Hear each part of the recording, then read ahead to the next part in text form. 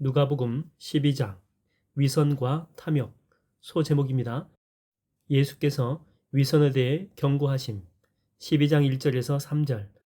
예수께서 바리새인의 집을 나서 길을 가는데 사람들이 예수께로 몰려들기 시작했다.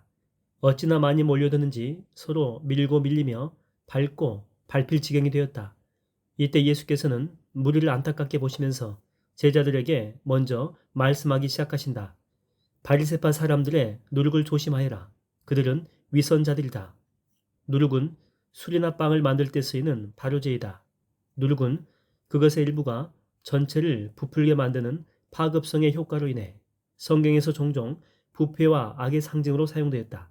그러니까 바리새인들의 위선과 외식은 그것이 비록 작은 것일지라도 사람들에게 널리 퍼지고 영향을 끼쳐 사람들의 영적 순결을 오염시키므로 극도로 조심하지 않으면 안 된다. 보아라. 감추어 놓인 것들은 다 드러나기 마련이고 숨겨놓은 것들도 전부 알려지게 마련이다. 그러므로 너희가 어두운 데서 말한 것이 밝은 데서 들릴 것이고 골방에서 귀에 대고 속삭인 말이 지붕 위에서 널리 선포될 것이다. 바리새인들의 위선과 외식은 결국엔 전부 드러나게 될 것이라는 말씀이다. 거댔다 번쩍번쩍 회칠한 아름다운 무덤일지라도 그 안에 있는 부패한 시체에서 썩은 냄새가 풍기듯 바리새인들의 경건하고 의로운 체하는 위선 행위는 일시적인 눈가림일 뿐이고 언젠가는 그 부패함과 가증함이 밝히 드러나고 말 것이다. 이처럼 영원한 속임과 비밀은 없고 언젠가는 모든 것이 전부 공개적으로 알려지고 드러나기에 항상 말과 행동이 똑같고 겉과 속이 일치하는 삶을 살아야 한다. 소제목입니다. 참으로 두려워해야 할 뿐. 12장 4절에서 7절. 예수님은 제자들을 한층 부드럽고 다정한 눈길로 바라보시며 말씀을 계속 이으신다. 사랑하는 내 친구들아, 내가 너희에게 진정으로 말한다. 비록 몸은 죽여도 더는 어떻게 하지 못하는 사람들을 두려워하지 말라. 너희가 참으로 두려워해야 할 분은 딱 한 분뿐이다. 그분은 너희 몸을 죽일 뿐만 아니라 그 후에 너희를 지옥에도 던질 수 있는 권세를 지닌 분이시다. 그분은 누구신가? 전능자 하나님이시다. 하나님은 모든 사람의 생사와 화복을 주관하신다. 살아생전에 이 세상뿐만 아니라 죽음 이후에 영원한 세상도 역시 주관하신다. 그러므로 사람이 진실로 경외하고 두려워해야 될 대상은 오직 하나님뿐이다. 세상에서 잠깐 동안 몸만 어찌할 수 있는 사람은 결코 두려움의 대상이 아니다. 말씀은 계속된다. 참새 5마리의 값이 얼마더냐? 고작 2아사리온이 아니냐? 그러나 그처럼 하찮은 참새 1마리조차도 하나님은 절대 잊지 않으신다. 그렇다. 하나님은 너희 머리카락 수요까지도 다 헤아리고 계신다. 그러므로 두려워하지 마라. 진실로 너희는 많은 참새 때보다 훨씬 더 귀하지 아니하냐. 아사리온은 예수님 당시에 통용된 로마의 화폐 단위다. 한 데나리온의 16분의 1에 같이 해당되는데 당시 한 데나리온은 노동자의 하루치 품삯이었다. 오늘날 노동자의 하루치 품삯을 통상 10만 원 정도로 계산하게 되면 한 아사리온은 대략 6,250원 정도 가격이 됩니다. 값싼 참새 1마리조차도 하나님께서 소중히 여기셔서 일일이 다 기억하고 계시는데 하물며 하나님의 자녀된 자들을 어찌 더더욱 보살피지 않겠느냐 말씀이다. 단순히 보살피는 정도를 넘어 심지어 머리카락 수요까지 하나하나 다 헤아리고 계실 정도로 세밀하게 돌보신다는 말씀이다. 이처럼 전능자의 세밀한 보살핌 아래 있으니 믿는 자들은 이 세상에서 그 무엇을 두려워할 필요가 전혀 없는 것이다. 소제목입니다. 사람들 앞에서 예수님을 시인하라. 12장 8절에서 12절. 제자들아, 내가 너희에게 분명히 말한다. 누구든지 사람들 앞에서 나를 시인하면 인자도 하나님의 천사들 앞에서 그 사람을 시인할 것이다. 그러나 누구든지 사람들 앞에서 나를 모른다고 부인하면 인자도 하나님의 천사들 앞에서 그 사람을 모른다고 부인할 것이다. 머지않아 닥쳐올 환난과 핍박을 예상하면서 제자들의 믿음을 각성시켜 주시는 말씀이다. 그때에 믿음을 포기하지 않고 예수께 대한 충성이 변하지 않으면 참된 제자로 인정을 받아 천국 보상을 받게 될 것이지만 그렇지 아니하면 예수께 외면을 당해 내쳐질 것이다. 자연의 법칙에 따라 뿌린 대로 그 열매를 거두듯 시인은 시인을 낳고 부인은 부인을 낳는다. 이제 예수님은 성령님과 관련해서 중요한 말씀을 하신다. 자, 모두 귀담아 듣도록 하여라. 누구든지 인자를 대적하여 거슬려 말하는 사람은 용서를 받을 수 있어도 성령을 대적하여 거슬려 말하는 사람은 절대로 용서받지 못할 것이다. 이른바 성령 모독죄는 영원히 죄 사함을 받지 못한다는 무시무시한 말씀이다. 아, 영원히 죄 사함을 받지 못하는 죄가 있다니. 대체 그 죄에 해당하는 성령 모독죄란 무엇이란 말인가? 혹시 나는 그 죄를 지은 적이 없는가? 걱정할 필요 없다. 먼저 성령께서 하시는 일에 주목하라. 성령은 그리스도의 구속 사역을 각 사람에게 구체적으로 적용시키는 일을 하신다. 즉 성령은 죄인으로 하여금 죄를 깨닫게 하여 회개에 이르게 함으로써 거듭나게 하는 일을 하신다. 그런데 그런 성령의 사역을 거슬려 거부하고 배척한다면 그리스도의 구속 공로가 자신에게 적용되는 것을 차단시키는 죄를 짓는 것과 같다. 그런 자들은 예수님을 자신의 구주로 영접해 드릴 가능성이 전혀 없기 때문에 사실상 죄 사함의 가능성이 전혀 없는 영원한 죄를 범하고 있는 것이다. 말씀을 계속 들어보자. 제자들아, 너희가 회당이나 위정자들이나 권력자들 앞에 끌려가게 되면 그때 무슨 말로 자신을 변호할까 염려하지 마라. 그때는 성령께서 너희가 그 자리에서 마땅히 해야 할 말을 일러주실 것이다. 재판을 받는 자리에서 예수님을 굳게 의지하는 가운데 기도하고 묵상하면 성령의 감화를 받고 인도를 받아 하나님의 뜻에 합당한 올바른 말로 스스로를 담대하게 변호할 수 있다는 말씀이다. 훗날 베드로와 요한이 복음을 전파한다는 이유로 붙잡혀 공회 앞에 섰을 때 공회원들은 더는 복음을 전하지 말라고 협박했다. 이때 두 제자는 성령의 인도함을 받아 담대하게 대답한다. 진실로 하나님의 뜻에 합당한 올바른 말이다. 하나님 앞에서 우리가 당신들의 말을 듣는 게 옳습니까? 아니면 하나님의 말씀을 듣는 게 옳습니까? 우리는 보고 들은 것을 말하지 않을 수 없습니다. 소제목입니다.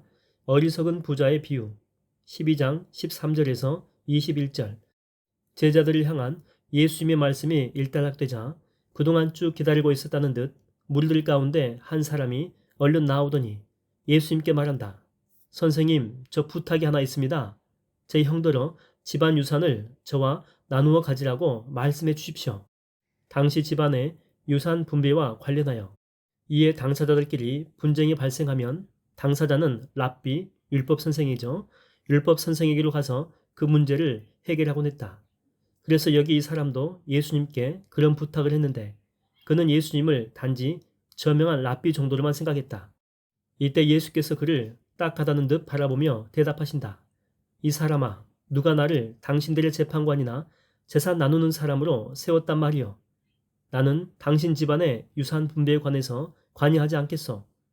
예수께서 그 집안의 문제를 해결해 줄 권위나 능력이 없어서가 아니다. 단지 예수님은 영혼 구원의 사명을 지니신 분으로 사람들이 물질 자체보다 물질에 대한 태도에 관심을 가지기를 원하셨다. 그것이야말로 물질을 공정하게 분배하는 차원을 넘어 물질에 대한 탐욕으로부터 근본적으로 자유롭게 되는 길이기 때문이다. 만일 자기 몫의 유산 분배를 요구하는 이 사람이 자기 심성 속에 있는 물질에 대한 탐욕에서 해방되지 않으면 어떤 식으로 자기 몫을 분배받더라도 만족하지 못할 것은 뻔한 이치였다. 그래서 예수님은 이와 관련해서 사람들을 향해 교훈하신다. 여러분 모두 정신을 바짝 차리십시오. 탐욕이 여러분을 좀먹지 않도록 항상 경계하십시오. 사람의 참 생명은 그가 지닌 재산의 많고 적음에 결코 달려있지 않습니다. 그렇게 가르치신 뒤 예수님은 한 가지 비유를 들어 계속 말씀하신다. 내 얘기를 잘 들어보십시오. 어느 곳에 기름진 농토를 가지고 있는 한 부자가 있었습니다. 그 해에도 큰 풍년이 들어 그 부자는 자기 곡간을 가득 채우고도 곡식이 남아돌아 더는 쌓아둘 데가 없었습니다. 좋겠다. 그 부자는 얼마나 행복할까. 사람들은 저마다 속으로 그리 생각했다. 예수님의 비유는 이어진다. 그래서 그 부자는 어떻게 할까? 행복한 궁리를 하다가 속으로 생각하기를 아하 좋구나. 그래 지금 있는 곡간을 헐고 더 크게 지어야겠군. 그러면 내 곡식을 충분히 쌓아둘 수 있을 거야. 그렇게 한 다음에 나는 흡족한 마음으로 내 영혼에게 말하리라. 내 영혼아, 나는 여러 해 동안 충분히 쓰고도 남을 만큼 많은 곡식을 쌓아놓았다. 그러니 이제부터 인생을 마음껏 즐기자꾸나. 이제 편히 쉬면서 마음껏 먹고 마시고 흥청거리면서 즐겁게 살아가자 했습니다. 그 부자가 부럽군. 이제부턴 아무런 근심 걱정 없이 남은 인생을 행복하고 즐겁게 살아가면 되니까. 참으로 복받은 사람이로군. 예수님의 이야기를 듣고 있던 사람들은 저마다 속으로 그렇게 생각하고 있었다. 하지만 이어지는 예수님의 이야기는 충격적이었고 반전이었다. 그러나 여러분, 하나님께서 그 부자에게 어떻게 말씀하셨는지 아십니까? 이 어리석은 자야, 오늘 밤 내가 내 영혼을 도로 거두어 가겠노라. 그러면 너를 위해서 그렇게 곳간마다 가득가득 장만해 놓은 것들은 누구 차지가 되겠느냐? 라고 했습니다. 그렇습니다. 자기 자신을 위해서는 많은 것들을 쌓아둘 줄 알면서도 하나님에 대해서는 마음 쓰기를 인색하게 하는 사람의 행로가 이와 같습니다. 부자가 크게 착각한 게 있다. 부자는 여러 해를 계획했으나 하나님은 오늘 밤에 그의 영혼을 가져가실 계획이었다. 그것도 모른 채 부자는 자신이 쌓아놓은 재물이 온전히 자신의 것이며 따라서 자신의 수명이 닿을 때까지 자기 마음대로 사용할 수 있다라고 생각한 것이다. 재물과 수명은 부자의 것이 아니다. 하나님의 것이다. 그래서 하나님이 그것들을 도로 거두면 부자는 일순간에 모든 것을 잃게 된다. 부자는 그걸 몰랐다. 그게 그의 어리석음이었고 그 결과 그는 하나님께 대하여 마음쓰기를 인색하게 하였다. 그렇다면 재물에 관한 하나님의 뜻은 무엇일까? 하나님의 재물을 맡아 관리한다는 청지기 자세로 구제와 베품의 삶을 통해 가난한 이웃에게 도움을 주는 것. 하나님 나라를 위한 의롭고 거룩한 사역에 기꺼이 재물을 사용하는 것과 같은 선행을 가리킨다. 소제목입니다. 의식주를 위해 염려하지 말라. 12장 22절에서 34절. 무리들 중에 어떤 사람의 요청에 대해 답변하시면서 어리석은 부자의 비유를 들려주신 뒤 예수께서는 다시 제자들을 향해 계속 말씀하신다. 제자들아, 그러므로 너희는 너희 목숨을 위해서 무엇을 먹을까? 너희 몸을 위해 무엇을 입을까? 조금도 염려하지 마라. 목숨이 음식보다 소중하고 몸이 옷보다 소중하니라. 먹고 입고 거주하는 이른바 의식주 문제로 염려하지 말라는 가르침이다. 그렇다면 우리가 의식주 문제로 예수고 염려하는 것은 잘못된 일란 말인가? 오해하지 말아야 한다. 의식주 문제를 해결하기 위해 땀 흘려 열심히 살아가는 것과 그것 때문에 걱정하고 염려하는 것은 서로 다른 문제다. 예수가 노력하는 것이 아니라 그저 걱정하고 염려하는 것은 하나님을 의지하는 대신에 자기 자신에게 초점을 맞추는 일로서 곧 아버지 하나님께 대한 믿음 부족에서 비롯된다. 하나님은 우리의 의식주 문제를 해결해 주시는 아버지로서 우리로 하여금 모든 걱정과 염려를 내려놓고 자신의 팔에 안겨 편히 쉬도록 우리를 초청하신다. 예수님의 말씀은 이어진다. 저 공중에 까마귀를 보아라. 뿌리지도 않고 거두지도 않고 곳간에 쌓아두지도 않지만 하나님이 그것들을 다 먹여주신다. 하물며 너희야 그런 새들보다 훨씬 귀하지 아니하냐. 물론이다. 어찌 새를 사람과 비교할 수 있겠는가.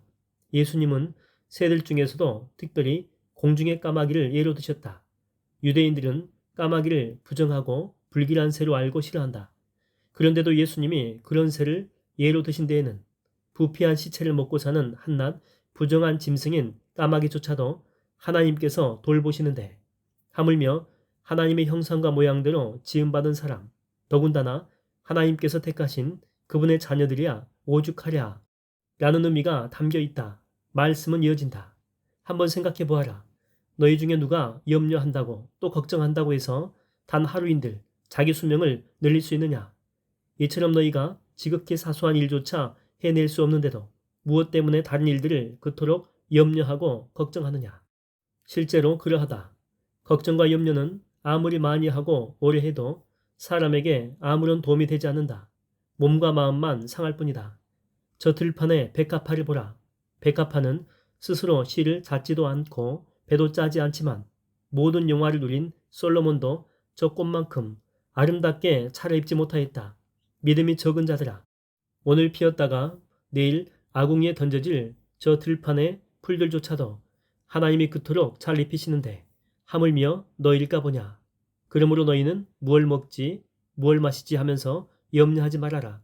그런 것들은 세상 사람들이 날마다 머리 싸매고 추구하는 것들이다.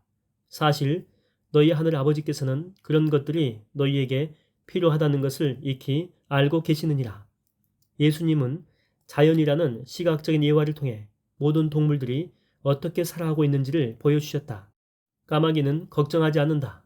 다만 바쁘게 먹이를 찾아다닐 뿐이다. 들의 백합화는 돌보는 손길이 없는데도 절로 아름답게 자라고 있다. 이를 통해서 우리가 배워야 할 것은 무엇인가? 만일 걱정거리가 생겼다면 우리가 취해야 할 첫 번째 조치는 하나님 아버지께 나가는 것이다.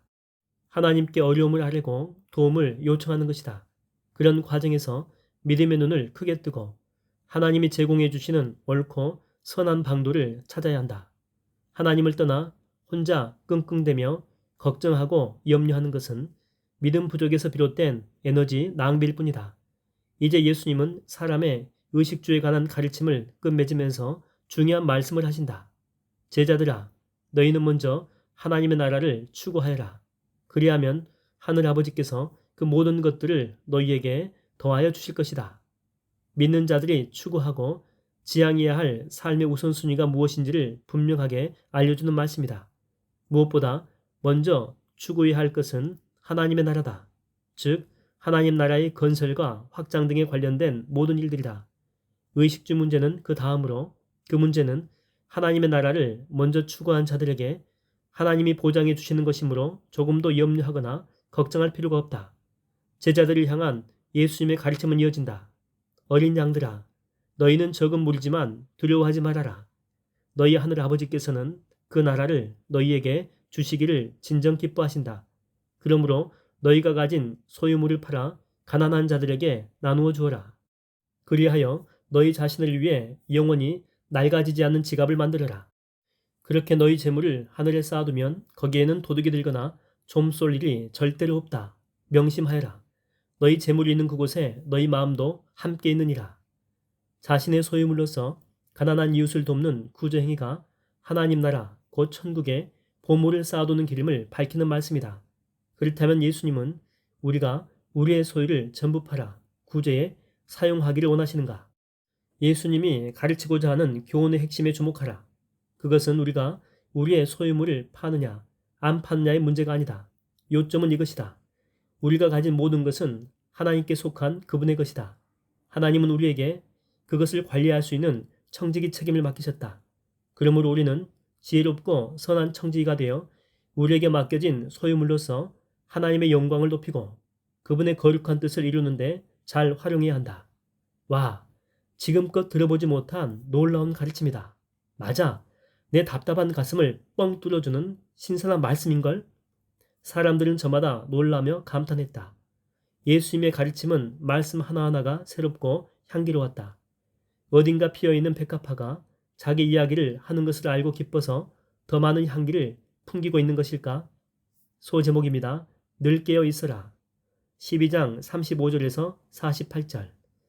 너희는 허리띠를 동여맨 채 등불을 항상 켜두고 삼가 준비하고 있어라. 마치 결혼잔치에서 돌아오는 주인을 기다리는 사람처럼 주인이 문을 두드리면 금방 열어줄 준비를 갖추고 있도록 하여라. 주인이 돌아왔을 때 그처럼 만반의 준비를 갖춘 채 기다리고 있는 종들에게는 참으로 복이 있다. 그런 종들에 대해 주인은 몸소 시중드는 사람의 옷을 입고 그 종들을 식탁에 앉힌 후에 그들의 시중을 들여줄 것이다. 옷의 허리띠를 동여매는 것은 일할 때 복장이다. 그것은 곧 깨어서 활동하는 자세를 의미한다. 유대인 사회의 결혼잔치는 대개 깊은 밤중에야 끝나곤 했다. 따라서 결혼잔치에 참석한 집주인은 밤이 깊어서야 자기 집에 도착할 수 있었다. 이때 종은 깨어있다가 언제든지 주인을 맞을 만반의 준비를 갖추고 있어야 한다는 교훈이다. 주인이 2경에 오든 3경에 오든 미리 준비하고 있다가 주인을 맞이하는 종들에게는 복이 있다. 너희는 이것을 알아라. 도둑이 언제 집에 들지를 알고 있다면 집주인은 도둑을 막아 자기 집을 안전하게 지킬 수 있을 것이다. 그러므로 너희도 항상 깨어 준비하고 있어야 한다. 인자는 너희가 전혀 예상하지도 못한 때에 갑자기 올 것이기 때문이다. 항상 깨어 있다가 언제든지 주인을 맞이해야 하는 종의 준비 자세를 가르친 이유가 있다. 예수님 자신의 재림이 꼭 그러하기 때문이다. 예수님의 재림은 마치 도둑이 드는 것처럼 전혀 예상하지 못한 때에 갑자기 임할 것이기 때문에 제자들은 항상 영적으로 깨어있는 상태에서 믿음의 등불을 단단히 준비하고 있어야 한다는 교훈이다. 한편 하룻밤을 넷으로 나눈 로마의 시간 구분법에 따르게 되면 2경은 밤 9시부터 12시까지를, 3경은 밤 12시부터 새벽 3시까지를 가리킨다. 예수님의 말씀을 듣고 있던 제자들 중 베드로가 예수께 묻는다. 주님이 방금 말씀하신 그 비유는 저희에게만 해당되는 것입니까? 아니면 모든 사람들에게 해당되는 말씀입니까? 베드로의 질문에 예수님은 직접 답변하진 않으셨다. 하지만 충분히 알아들을 수 있는 또 다른 비유로 말씀하신다. 누가 참으로 신실하고 슬기로운 청지기겠느냐? 주인이 청지기를 두어 그에게 자기 종들을 맡긴 후에 때맞춰 종들에게 양식을 제공하라고 그에게 시키면 그는 어떻게 해야 하겠느냐? 주인이 돌아왔을 때 청지기가 맡은 바 자기 일을 훌륭하게 수행하고 있다면 그 청지기에게는 복이 있다. 주인은 자기 재산을 그 청지기에게 전부 맡길 것이다. 제자들은 고개를 끄덕인다. 이처럼 예수님의 비유는 참 쉽다. 누구나 단번에 알아들을 수 있었다. 그러나 이와 반대로 청지기가 마음속으로 생각하기를 주인이 돌아오려면 아직 멀었다 하면서 자기에게 맡겨진 남녀 종들을 때리면서 먹고 마시고 술에 취해 세월을 보낸다라고 치자. 그러던 중에 생각지 않은 날 전혀 알지 못하는 시각에 주인이 갑자기 온다면 어찌 되겠느냐. 주인은 그 불성실하고 불충한 청지기를 엄하게 때린 후에 신실치 못한 자들이 받는 벌을 그에게 내리지 않겠느냐. 당연한 말씀이다. 맡겨진 일을 잘 감당한 신실한 청지기는 주인의 신뢰를 받고 보상을 받아 더욱 크고 귀한 일을 맡을 수 있다. 반면에 그렇지 못한 청지기는 주인의 진노를 사서 심하게 두들겨 맞고 집에서 쫓겨날 것이다. 청지기는 주인의 집과 재산, 집안의 종들을 맡아 관리하는 사람이다. 대개는 종들 가운데서 가장 오래되고 성실하며 주인의 마음을 잘 헤아리는 믿을 만한 자가 발탁되었다. 아브라함 집안의 엘리에셀이나 보디발 집안의 요셉이 대표적인 경우다. 청지기에게 요구되는 것은 충성심과 지혜였다. 그래서 집안을 효율적으로 관리하며 주인의 재산을 불려주는 역할을 잘 감당해야 한다. 그러기에 청지기는 종이나 노예와는 다르다. 종은 단지 주인이 시키는 일을 할 뿐이므로 포상금이 주어지는 경우는 없다. 그러나 청지기는 주인에게로부터 위임받은 것들을 잘 관리함으로써 상을 받을 수도 있고 제대로 관리하지 못하면 해고를 당하기도 한다. 예수님의 말씀을 계속 들어보자. 주인의 뜻을 알면서도 미리 준비하지 않은 채 주인이 원하는 바를 행하지 않은 자에게는 더욱 심한 벌을 내릴 것이다. 그러나 주인의 뜻을 알지 못한 채 벌 받을 짓을 한 사람은 알고도 행하지 않은 사람보다는 가벼운 처벌을 받게 될 것이다. 진실로 그렇다. 많은 것을 받은 사람에게는 더 많은 것이 요구되고 많은 것을 맡은 사람에게는 더 많은 책임이 요구되느니라. 베드로의 질문에 대한 간접적인 답변이다. 누구든지 항상 깨어 맡겨진 일에 신실하게 전념하면서 예수님의 재림을 맞을 준비를 하고 있어야 한다는 것이다. 예수님의 뜻을 더욱더 잘 알아 예수님에게서 더 크고 많은 것을 맡은 제자들에게는 주어진 특권이 큰 만큼 그에 따른 책임도 크다는 교훈이다. 소제목입니다. 세상에 불을 던지러 오신 예수님. 12장 49절에서 53절. 이제 예수님은 제자들에게 아주 놀라운 말씀을 하신다. 나는 세상에 불을 지르기 위해 왔느니라. 이미 불이 활발 붙어 있었더라면 내가 얼마나 좋았겠느냐. 하지만 내가 받아야 할 고난의 세례가 있는데 이 일이 다 이루어질 때까지는 내가 얼마나 더 많은 고난을 당할지는 모른다. 주님, 그게 대체 무슨 말씀이신지요? 이 세상에 불을 지르기 위해서 왔다니요. 제자들은 저마다 놀라고 의아해하며 되물었다. 그럴 수밖에. 여기서 불은 진짜 불이 아니라 상징과 비유로 사용된 말이다. 곧 복음을 가리킨다. 복음이 불에 비유된 것은 아주 적절하다. 불같은 복음으로 말미암아 사람들 사이에 분쟁이 활활 일어나고 결국 그 복음에 대한 태도 여부에 따라 불심판을 받을 것이기 때문이다. 한편 예수님이 받아야 할 고난의 세례는 시시각각 다가오는 예수님의 십자가 죽음을 가리킨다. 인류의 구원을 위한 그 십자가 죽음은 극심한 고난의 물속에 잠기는 세례와 같았다. 이제 예수님은 그 불과 관련해서 보다 직접적으로 말씀하신다. 너희는 내가 세상에 평화를 주려고 온 줄로 아느냐? 그렇지 않다. 오히려 분열을 일으키려고 왔다. 한 집안의 식구가 5이라면 이제부터는 2씩, 3씩 패가 갈라져서 싸우기 바쁠 것이다. 서로 분열되어 아버지가 아들과 대립하고 아들이 아버지를 등질 것이다. 어머니가 딸을, 딸이 어머니를, 시어머니가 며느리를, 며느리가 시어머니를 대적하여 서로 맞서 싸울 것이다. 예수님이 세상에 지른 불, 곧 복음은 집안마다 분열과 분쟁을 야기한다. 그런 현상은 천국의 진리가 가지는 도전적인 측면으로 불가피한 것이다. 집안 식구들 각자에 따라 그 복음을 믿고 순종하는 신자가 생기고 그 복음을 싫어하고 배척하는 불신자가 생길 것이므로 서로 간에 갈등을 일으킬 것이기 때문이다. 과연 그런 현상은 오늘의 지구촌에서 흔하게 목격할 수 있다. 소제목입니다. 시대의 징조를 분간하라. 12장 54절에서 56절. 제자들을 향해 말씀을 맞추신 뒤 예수께서는 이제 자신에게로 모여든 군중들을 바라보시며 그들을 향해 말씀하신다. 여러분은 서쪽에서 구름이 이는 것을 보고는 비가 곧 오겠다 하고 말하는데 사실 그런 예상이 들어맞곤 합니다.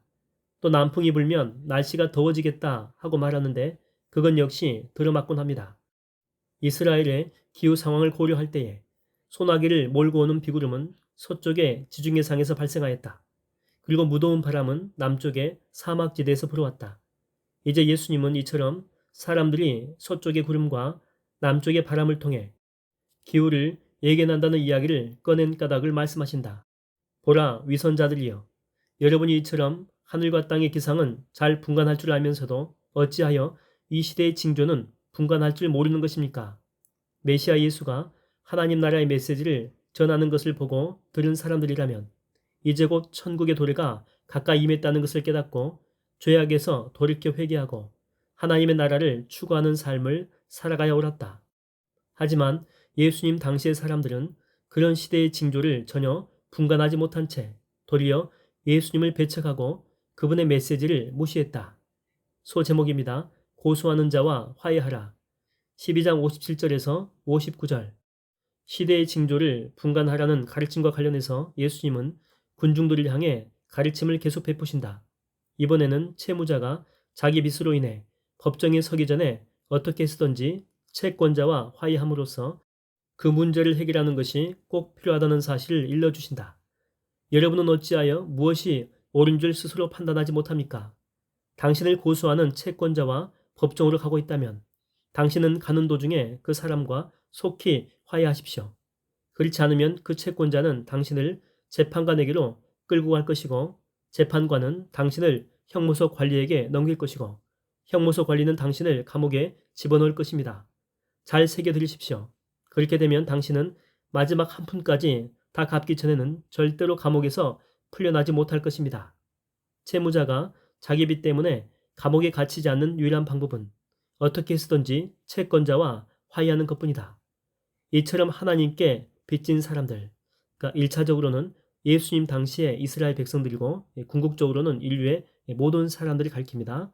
이처럼 하나님께 빚진 사람들도 지옥이라는 감옥에 떨어지지 않으려면 어떻게 쓰든지 채권자 되시는 하나님과 화해를 해야 한다는 것이다.